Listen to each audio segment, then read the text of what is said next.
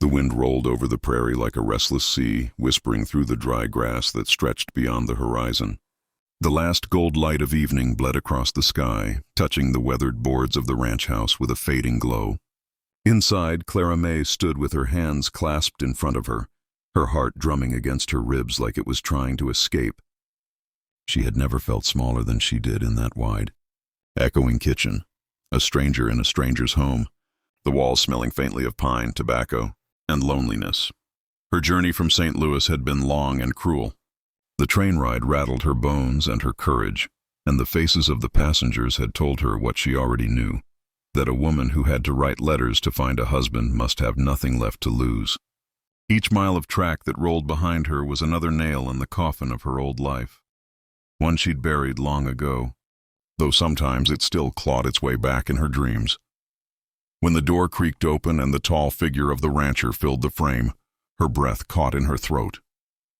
He was broader than she'd imagined, the kind of man built by the land itself, all rough edges, sunburnt skin, and eyes the color of the storm rolling in behind him.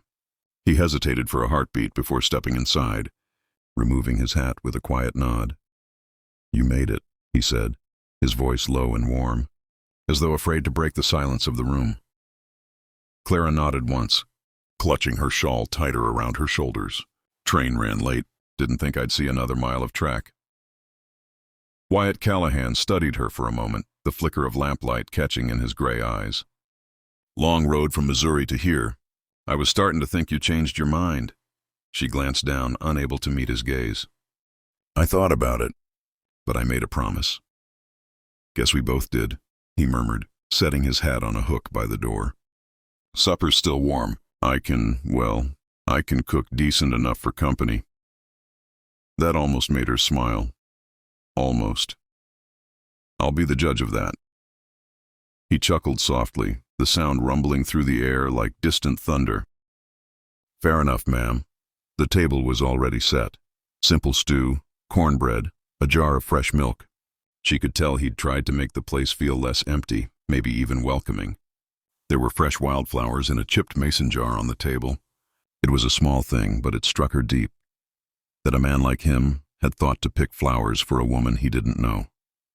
They sat opposite each other, the silence stretching between them like a river too wide to cross. Clara's spoon trembled slightly in her hand as she took a bite. The food was warm, plain, but it tasted like effort, something she hadn't been given in years. "Wasn't sure you'd like beef," he said after a while, his tone careful. "I ain't picky," she replied softly. "Not anymore." He nodded, eyes steady on hers. "You been through much?" She looked away, her throat tightening. "Enough." He didn't press her. He just nodded again, slow and understanding, and let the quiet return. It wasn't the kind of silence that accused or demanded. It was something gentler, a kind of permission to just be. When the meal was done, she stood and began to gather the dishes. "You cooked, so I'll clean. Fair's fair." "You don't have to," he said, standing too. "I know." Her voice came out softer than she meant. "But I want to." The clatter of plates filled the small kitchen, a rhythm that steadied her nerves. Wyatt leaned against the doorway, watching her like a man trying to memorize something fragile. The light from the lamp cast a halo around her hair, catching the strands of gold and chestnut that had come loose from her bun. "You don't talk much," he said finally. "Not much to say." He tilted his head, his voice low. "Then maybe you'll listen while I do." She turned, unsure whether to be nervous or curious. "About what?" He took a step closer, boots quiet against the wood. "About why I wrote you." She swallowed. "I figured it was 'cause you needed a wife." "I needed someone," he said. "There's a difference." The words settled heavy in the air. She stared at him, her chest rising and falling too fast. "You don't even know me, Mr. Callahan. You don't know what I've done. You don't know what kind of woman you're letting into your house." He didn't look away. "Then tell me." Her lips parted, but no words came. Years of shame, of whispered rumors and bruised hopes tangled on her tongue. Finally, she shook her head, her voice breaking as she whispered, "You'll regret choosing me." For a heartbeat, he said nothing. Then he stepped closer until the warmth of him brushed against her skin. "I already regret one thing," he said quietly. Waiting this long to find you." She froze. The words struck something deep inside her, something raw and unguarded. Her eyes filled, but she didn't dare let them fall. "Don't," she whispered. "Don't say things you'll wish back." "I don't wish back truth," he said, voice steady. "You've got pain in you, I can see it clear as day. But I ain't here to fix you. I'm just here to stand beside you if you'll let me." Her breath hitched, and for the first time she truly looked at him. Really looked. He wasn't the kind of man you could scare off. His hands were scarred, his shoulders heavy from years of labor, but his eyes were patient, kind, the sort of eyes that saw not what you were, but what you could be. The rain outside began to fall harder, pattering against the window like fingertips. The scent of damp earth crept into the room, mixing with the wood smoke and stew. She felt the warmth of the fire, the hum of the moment, and something inside her shifted. Something small, but alive. "I'm not used to kindness," she said finally, her voice trembling. "Not without a price," he nodded slowly. "Then maybe it's time you were." The words hung between them, soft and dangerous. She wanted to believe him, but her heart had been fooled before. Still, there was something in his voice. Not the hunger of a man chasing a fantasy, but the calm certainty of one who'd made his choice long before she stepped off that train. She didn't move when he reached out, didn't pull away when his rough hand brushed her sleeve. The touch was barely there, a whisper of warmth, but it steadied her shaking. "You don't owe me anything," he said. "Not a promise, not a story, just stay tonight, eat, rest. You can decide what comes next in the morning." Her throat tightened. "You don't even know if I'll stay." He smiled faintly. "I reckon I don't, but I hope you do." The rain softened to a murmur, and she found herself breathing easier, her guard loosening one careful inch at a time. For the first time in years, she didn't feel like she had to run. And as the firelight flickered over the walls of the quiet ranch house, Clara May sat back down at the table and whispered, barely loud enough for him to hear, "Maybe I will." Wyatt's smile deepened, small and certain, and he took the chair across from her once more. Outside, the prairie wind sighed, carrying the scent of rain and new beginnings. Inside, for the first time, she felt the stillness of safety and the slow, fragile spark of hope. The dawn broke tender and pale over the prairie, a soft veil of pink and gold spilling across the horizon. Clara May stood on the porch in her nightdress, shawl wrapped tight around her shoulders, breathing in the cool air that smelled of sage and wet earth. The rain had passed in the night, leaving the world clean and glistening. The boards beneath her feet creaked when she shifted her weight, and she found the sound oddly comforting. Behind her came the slow, steady rhythm of boots on wood. She didn't turn right away. She didn't need to. She could already tell it was him. Wyatt Callahan moved like the land itself, deliberate, steady, unhurried. "Morning," he said, voice still rough with sleep. She smiled faintly, eyes on the far hills. "You always up this early?" He came to stand beside her, mug of coffee in hand, steam curling up into the dawn air. "Comes with the ranch. Sun don't wait for anyone, and neither do the horses." Clara's eyes followed a small herd grazing near the fence line. "They look peaceful." "They are," he said softly. "Animals don't overthink things. They eat when they're hungry, rest when they're tired, and run when they're scared. Maybe we could learn something from them," she chuckled, shaking her head. "I'm not sure I'd make much of a horse." "I don't know," he said, glancing at her sideways. "You've got more fight in you than most wild ones I've tried to break." The words startled her, not for their boldness, but for the quiet admiration in them. She wasn't used to being seen as strong. Mostly, she'd been told she was difficult, damaged, too much. But Wyatt said it like it was a compliment. They stood there in companionable silence as the light grew, spreading across the plains like fire licking at the sky. When she turned to head inside, she noticed his shirt wasn't buttoned all the way, the fabric clinging to his chest, damp from washing at the pump. He looked unrefined, maybe even worn, but every line of him spoke of quiet resilience. He caught her looking and smiled, not smugly, just kindly. "Coffee's hot," he said. "I made enough for two." Clara followed him into the kitchen, where the morning light spilled across the rough-hewn table. The kettle hissed softly, and she found herself reaching for 2 cups without thinking. They didn't speak for a while, only the sound of spoons clinking and the faint whistle of wind through the cracked window. She took a sip and closed her eyes.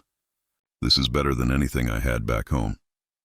He leaned against the counter, watching her with a trace of amusement. What was home like? Her smile faltered. Which one? He nodded once as if he understood more than she'd said. Then let's start with this one, he murmured. What do you think so far? Clara glanced around. At the simple kitchen, the old clock ticking on the wall, the light catching the dust in golden swirls. It wasn't fancy, but it felt alive. It's quiet, she said finally. And honest. I'll take that as a good thing.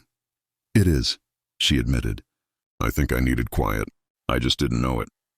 After breakfast, Wyatt went out to the fields, and Clara followed with a basket of eggs. She wasn't sure what made her do it.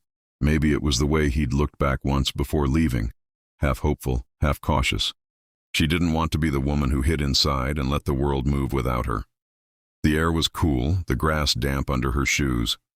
Chickens scattered around her boots as she collected the eggs, murmuring soft words to keep them calm. The simple task steadied her, each small motion grounding her in a way she hadn't expected. Across the yard, Wyatt was fixing the corral fence, his broad shoulders moving with the rhythm of a man who'd done this his whole life. She watched him for a long moment before calling out, "You need help?" He straightened, wiping sweat from his brow. "You know how to use a hammer?" She smirked. "I've used worse." He grinned, gesturing her over. When she reached him, he handed her a nail and held the board steady. "All right, Miss Clara May, show me what you got." She lifted the hammer, lining up the nail, her hand trembling just slightly. The first swing went wide, the second landed true. Wyatt chuckled low in his chest. "Not bad for a city girl." "Don't call me that," she said, half laughing, half serious. "That girl's long gone." His eyes softened. "Then who are you now?" She paused, the hammer still in her hand. "I don't know yet, but I reckon I'd like to find out." He nodded once, and something quiet passed between them. Not heat, not hunger, but recognition. Two people who'd both lost too much, finding a sliver of peace in the middle of nowhere. They worked side by side until the sun climbed high, then sat on the fence sharing a canteen of water. The prairie stretched endless and gold before them, the wind moving like a living thing. Wyatt handed her a piece of jerky and said, "You keep this up, I'll have to start paying you wages." She laughed, genuine and bright, startling herself with the sound. "I don't work for money, Mr. Callahan. I work for peace of mind." "Then I hope this place pays you well." She met his eyes, saw the warmth there, the gentle patience. "It already does." The afternoon drifted by slow, filled with small things, the rhythm of chores, the smell of hay, the laughter that came easier than she expected. She found herself humming once, an old tune she hadn't thought of in years, and when Wyatt heard it, he didn't interrupt. He just listened. By the time evening settled in, the sky burned orange and violet, and the world seemed to pause between one breath and the next. They sat on the porch again, side by side, 2 cups of coffee growing cold between them. Clara broke the silence first. "You ever regret it?" He turned toward her. "Regret what?" "Writing that letter. Asking for someone like me." He didn't answer right away. The wind brushed against his hair, carrying the scent of the earth cooling after the day's heat. "No," he said finally. "I regret not doing it sooner." She looked down, her hands twisting in her lap. "You say that now, but I've got ghosts that don't stay quiet, a past that doesn't wash clean." Wyatt's hand found hers, rough and warm, the touch careful but sure. "We all do, Clara May, but ghosts only win if you stop living." Her throat tightened. "And if I'm not good enough for this life?" "For you?" He squeezed her hand gently. "You already are. You just don't believe it yet." Tears blurred her vision. She tried to look away, but he tilted her chin back, his gaze steady, calm. "You're not your past," he said softly. "You're the woman who showed up. That's enough for me." The sun slipped below the horizon, painting his face in soft shadows. She could feel her pulse in her fingertips, could feel something inside her easing open, like a door that had been locked too long. She leaned against him without thinking, her head resting on his shoulder. He didn't move, didn't speak. He just sat there, steady as the earth itself, holding the silence with her. When she finally whispered, Her voice trembled like the last ember in a dying fire. "You still sure you won't regret choosing me?" He smiled, slow and certain. "Darlin', I already told you. The only thing I regret is not finding you sooner." She closed her eyes, feeling the truth of it in the steady rhythm of his breath. And for the first time in years, Clara May stopped running from her past, from her pain, from herself. The stars began to prick through the darkening sky, and the prairie fell quiet except for the soft whisper of wind through the grass. The world had found its stillness, and so at last had she.